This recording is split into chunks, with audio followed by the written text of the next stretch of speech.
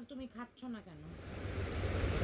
হ্যাঁ, কে মানা করেছে তোমাকে খেতে ডোপাল? তুমি খাবার খাচ্ছ না কেন?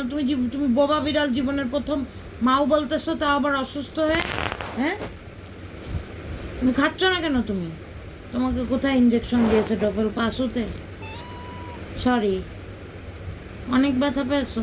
একটু চুলকে দিই, নাহলে পরে বলবা সবাই মিলে ইঞ্জেকশন দিল চেপে ধরে, কিন্তু চুলকে দিল না।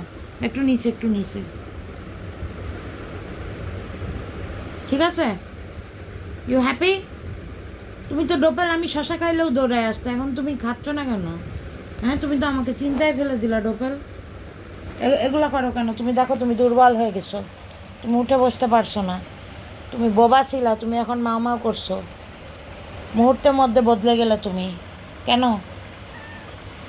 ডোপাল? কষ্ট হচ্ছে?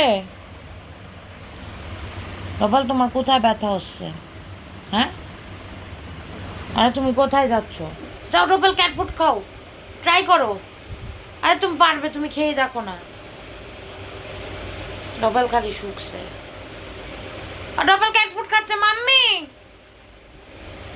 মাম্মি ডবল ক্যাট ফুড খাচ্ছে। দেখ বাবা, বেঁচে গেলাম। ডবল তুই ভীষণ চিন্তায় ফেলা দিছিলি। এবার যা আমার রুম থেকে। ডবল ক্যাট ফুড খাচ্ছে, ওকে নিয়ে যাও। অসুস্থ হয়ে গেছে, আমার রুমে কোনো কালে ওকে রাখবো না আমি।